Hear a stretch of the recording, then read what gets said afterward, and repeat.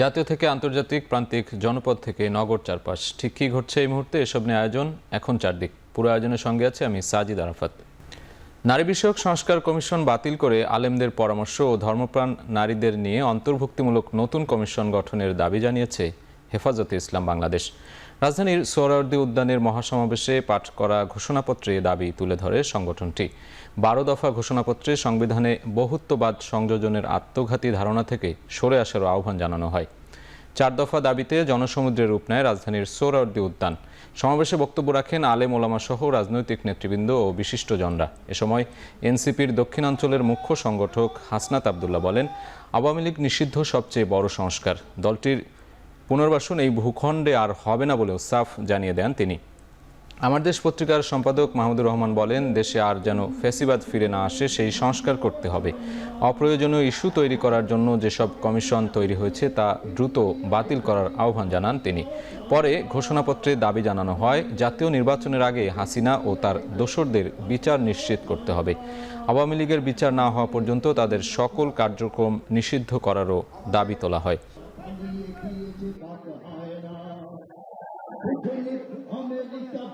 আওয়ামী লীগের পুনর্বাসনের প্রতি সারা বাংলাদেশের মানুষ রেড কার্ড দেখিয়ে দিয়েছে। 5ই আগস্ট আমরা সিদ্ধান্ত জানিয়ে দিয়েছি, এই ভূখণ্ডে আওয়ামী লীগের আর পুনর্বাসন হবে না। শাপলা চত্বরে যারা গণহত্যার শিকার হয়েছে তাদের প্রত্যেকে শেখ হাসিনার বিরুদ্ধে গণহত্যার মামলা দায়ের করতে হবে। এটাই আমার আজকে 1 নম্বর দাবি। জাতীয় নির্বাচনের আগেই ফ্যাসিস্ট হাসিনা ও তার চিহ্নিত দোসরদের বিচার সম্পূর্ণ করতে হবে। 4 গণহত্যাকারী ফ্যাসিস্ট আওয়ামী লীগকে সন্ত্রাসী দল হিসেবে ঘোষণাপূর্বক বিচার নিশ্চিত করতে হবে। বিচার সম্পন্ন না হওয়া পর্যন্ত তাদের সব ধরনের কার্যক্রম ও তৎপরতা নিষিদ্ধ করতে হবে। এই মুহূর্তে রাজধানীর সোহরাওয়ার্দী উদ্যানের মহাসমাবেশে বক্তব্য রাখছেন হেফাজত নেতা মামুনুল হক। সরাসরি চলে যাচ্ছে সেখানে। আর কোনো তথ্য থেকে থাকে আমি বর্তমান সরকারের কাছে দাবি জানাবো, আমার শাপলা চত্বরের বেওয়ারিশ হিসেবে দাফন হওয়া প্রতিটি লাশ, গুম হওয়া প্রতিটি শহীদের তথ্য উদ্ঘাটন করতে হবে, জাতির কাছে প্রকাশ করতে হবে। এর বাইরে গোটা বাংলাদেশে যতজন বীর শহীদান রয়েছেন প্রত্যেক শহীদের পরিবারের সঙ্গে যোগাযোগ করে আমাদের সর্বশেষ ভেরিফিকেশন এবং যাচাইয়ের কাজ চলছে।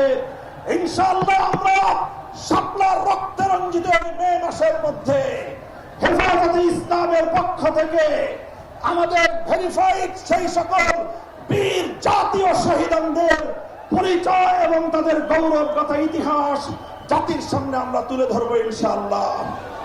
সেই সকল রক্তরাঙা শাপলার বীর শহীদদের স্মৃতি বিজড়িত ইমানের দুর্দমনীয় কাফেলা, শাপলা চত্বরের শহীদি কাফেলা হেফাজতে ইসলাম বাংলাদেশকে আমি আজ বাংলাদেশের স্বাধীনতার অতন্দ্র প্রহরী হিসেবে ঘোষণা করতে চাই।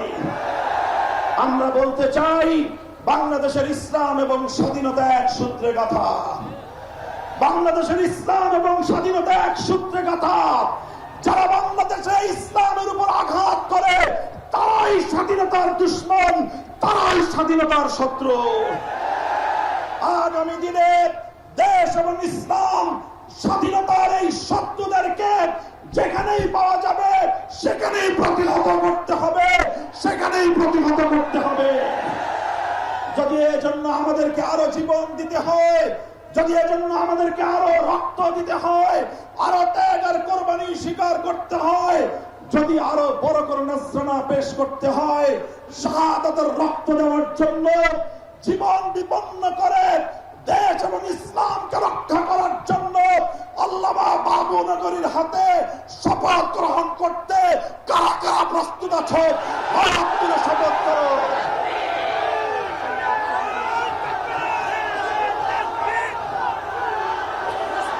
ইনশাআল্লাহ ইনশাআল্লাহ আমার জায়নামাজের মাটি, বাংলাদেশের প্রতি ইঞ্চি মাটি সংরক্ষিত থাকবে।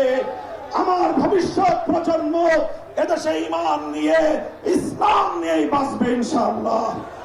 নাসরুম মিনাল্লাহি ওয়া ফাতহুন করিব ওয়া আখিরু দাওয়ানা আলহামদুলিল্লাহি রাব্বিল আলামিন। আসসালামু আলাইকুম ওয়া রাহমাতুল্লাহ। হেফাজতের মহাসমাবেশ নিয়ে আরও জানাতে সেখান থেকে যুক্ত হচ্ছেন সহকর্মী আজহার লিমন। লিমন, আপনি সকাল থেকে সমাবেশ স্থলে রয়েছেন, দাবি পূরণে কোনো ধরনের কর্মসূচি কি ঘোষণা করা হয়েছে কিনা জানাবেন?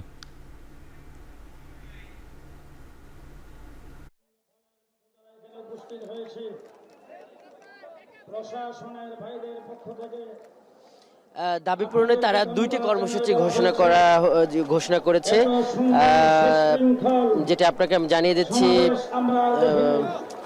সাজিদ। সেটি হলো যে আগামী 23শে মে বাদ জুমা দেশব্যাপী বিক্ষোভ ঘোষণা করা হয়েছে এই 4 দফা দাবিতে, এবং আগামী 3 মাসের মধ্যে এই বিভাগীয় সমাবেশ করা হবে। অর্থাৎ প্রতিটি বিভাগে এই হেফাজতের কর্মীরা এই হেফাজতে ইসলাম বিভাগীয় সমাবেশ করবে।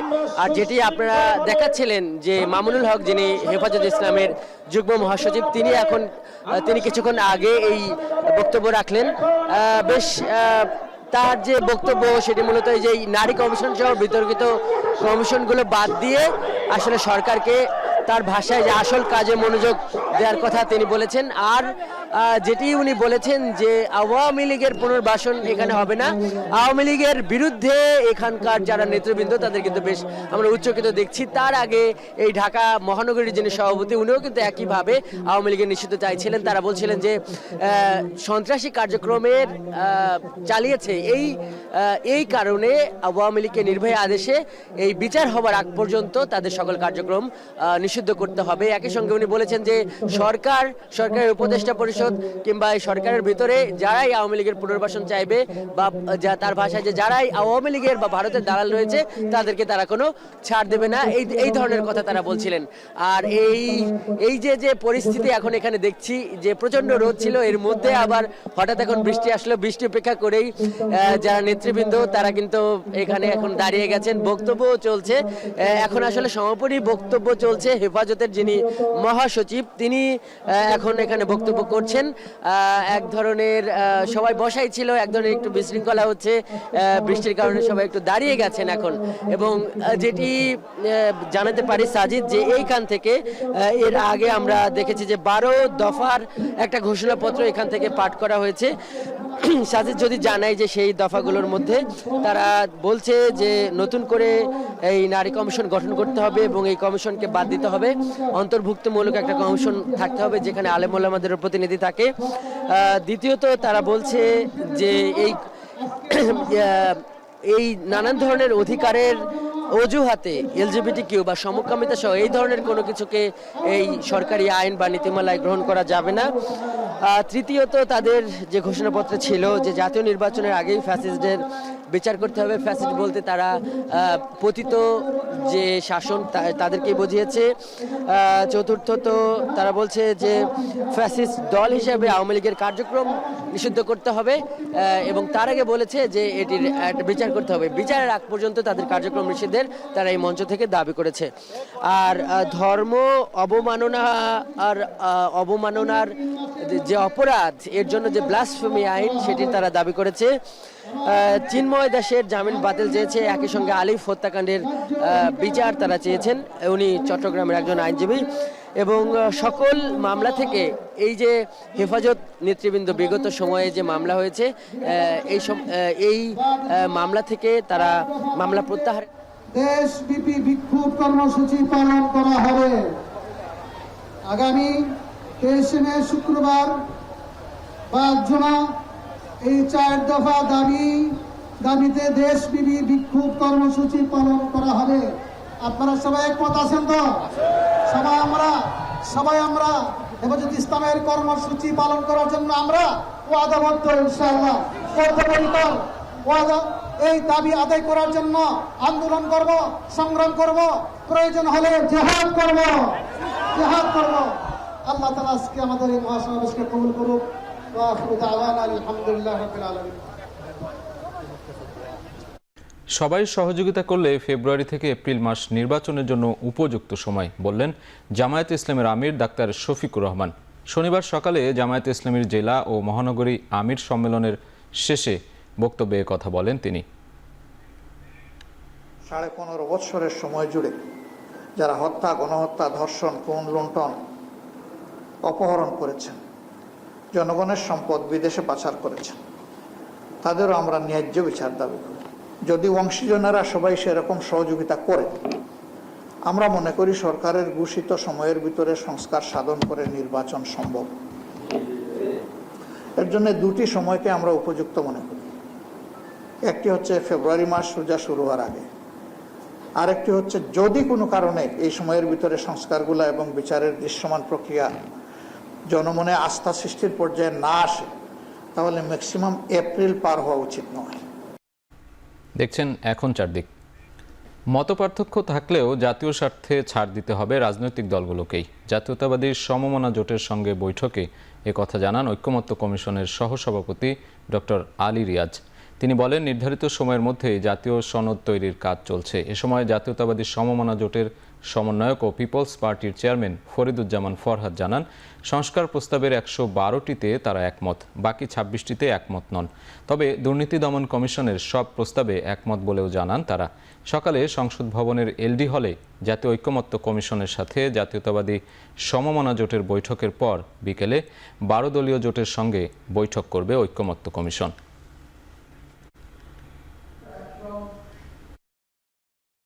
সুরক্ষা ও গণমাধ্যমের স্বাধীনতার জন্য ঐক্যবদ্ধভাবে কাজ করার আহ্বান জানিয়েছেন বিএনপির ভারপ্রাপ্ত chairman Tarique Rahman. Press freedom day উপলক্ষে ফেসবুক পোস্টে তিনি এ মন্তব্য করেন। এ সময় তিনি বলেন, বিরুদ্ধ মতের বস্তুনিষ্ঠ সংবাদকে বিএনপি শ্রদ্ধা করে। জানান, সততা ও বস্তুনিষ্ঠতার সঙ্গে সাংবাদিকতার মাধ্যমে জনগণের সেবা করা উচিত। টেকসই গণতন্ত্রের জন্য গণমাধ্যমের স্বাধীনতা রক্ষা করার পাশাপাশি মতভেদ ভুলে এমন একটি দেশ গড়ে তোলা দরকার, যেখানে নির্বাচিত ও জবাবদিহিতামূলক সরকার মত প্রকাশের স্বাধীনতা নিশ্চিত করবে।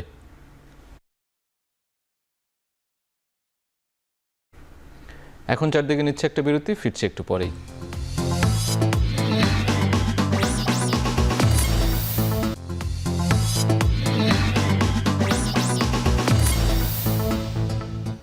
ফিরে এলাম বিরতির পর, দেখছেন এখন চারদিক। তিস্তা নদী ঘিরে মহাপরিকল্পনা বাস্তবায়নে অন্তর্বর্তী সরকার গুরুত্ব না দিলে রংপুরের মানুষ লাগাতার কর্মসূচিতে যাবে বলে হুঁশিয়ারি দিয়েছেন তিস্তা নদী রক্ষা আন্দোলনের প্রধান সমন্বয়কারী ও বিএনপি নেতা আসাদুল হাবিব দুলু। সকালে তিস্তা মহাপরিকল্পনা বাস্তবায়নের দাবিতে গণপদযাত্রা কর্মসূচি ঘোষণা করে এসব কথা বলেন তিনি। বক্তব্যে উঠে আসে ভাঙন, বন্যায় তিস্তার ক্ষয়ক্ষতি, প্রধান উপদেষ্টার সদ্য সমাপ্ত চীন সফর ও তিস্তা মহাপরিকল্পনা ঘিরে পাওয়ার চায়নার তৎপরতার বিষয়গুলো। আসাদুল হাবিব দুলু বলেন, চীনের সঙ্গে দফায় দফায় বৈঠকের পরও তিস্তা ঘিরে সুনির্দিষ্ট কোনো রূপরেখা মিলছে না। তাই আশাহত তিস্তাপাড়ের মানুষ। ভূ রাজনৈতিক দোহাই দিয়ে তিস্তা নদী ঘিরে মহাপরিকল্পনা বাস্তবায়নে বিলম্ব হলে মানুষের মনে সরকারের সদিচ্ছা নিয়ে সংশয়ের সৃষ্টি হবে বলেও জানান তিস্তা নদী রক্ষা আন্দোলনের প্রধান সমন্বয়কারী। নানা আয়োজনের মধ্য দিয়ে দিনাজপুরের বিরামপুরে উদযাপিত হয়েছে বিশ্ব মুক্ত গণমাধ্যম দিবস। সাহসী নতুন বিশ্বে প্রতিবেদন ও স্বাধীন গণমাধ্যমের উপর কৃত্রিম বুদ্ধিমত্তার প্রভাব, এই প্রতিপাদ্য সামনে রেখে দিবসটি পালিত হচ্ছে। দিনটি উপলক্ষে বেলা 11:30টায় বর্ণাঢ্য শোভাযাত্রার আয়োজন করে বাংলাদেশ গ্রাজুয়েট জার্নালিস্ট অ্যাসোসিয়েশন। শহরের ঢাকা মোড় এলাকা থেকে শোভাযাত্রাটি বের হয়ে প্রধান সড়ক ঘুরে একই স্থানে গিয়ে শেষ হয়। পরে চাংপাই চাইনিজ রেস্টুরেন্টে মুক্ত আলোচনা সভা অনুষ্ঠিত হয়। এতে অংশ নেন জেলার বিভিন্ন সাংবাদিক সংগঠনের নেতাকর্মীরা। এ সময় সাগর রুনি হত্যার দ্রুত বিচার, সাংবাদিকদের নিরাপত্তা নিশ্চিত সহ নানা বিষয়ে দাবি তুলে ধরেন বক্তারা। দেখছেন এখন চারদিক। আগামী 5 মে থেকে বন্ধ হচ্ছে জনপ্রিয় ইন্টারনেট কলিং প্ল্যাটফর্ম স্কাইপ। নিজস্ব প্ল্যাটফর্ম টিমসকে মূল যোগাযোগ মাধ্যম হিসেবে সামনে আনার পরিকল্পনা থেকে এমন সিদ্ধান্ত নিয়েছে মাইক্রোসফট। আগামী 3 মাসের মধ্যে ধাপে ধাপে স্কাইপ ব্যবহারকারীদের টিমসে স্থানান্তর করা হবে। ইতোমধ্যে নতুন মাইক্রোসফট ব্যবহারকারীদের জন্য স্কাইপ ক্রেডিট ও কলিং সাবস্ক্রিপশন সেবা বন্ধ করে দেওয়া হয়েছে। গেল 2 দশক ধরে বিশ্বব্যাপী সেবা দিয়ে আসছে স্কাইপ। এখন চারদিকে নিচ্ছে আরেকটা বিরতি, ফিরছে একটু পরেই।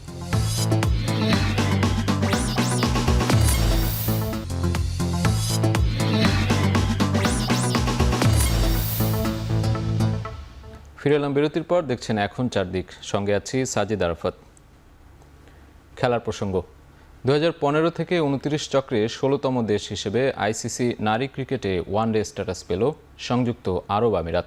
মূলত পারফরমেন্সের ভিত্তিতে এই স্ট্যাটাস পেল আরব আমিরাত।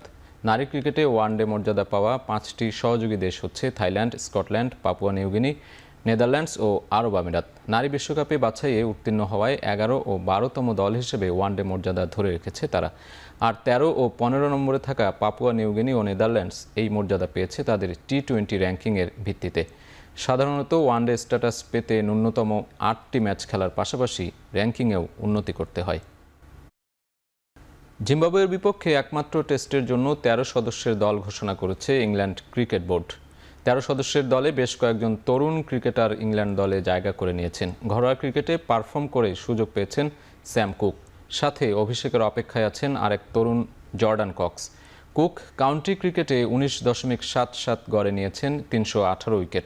এছাড়া ইংল্যান্ড লায়ন্সের হয়ে অস্ট্রেলিয়া এ দলের বিপক্ষে নিয়েছেন 3 ম্যাচে 13 উইকেট। দীর্ঘদিন বিরতির পর দলে ফিরেছেন জশ টাং।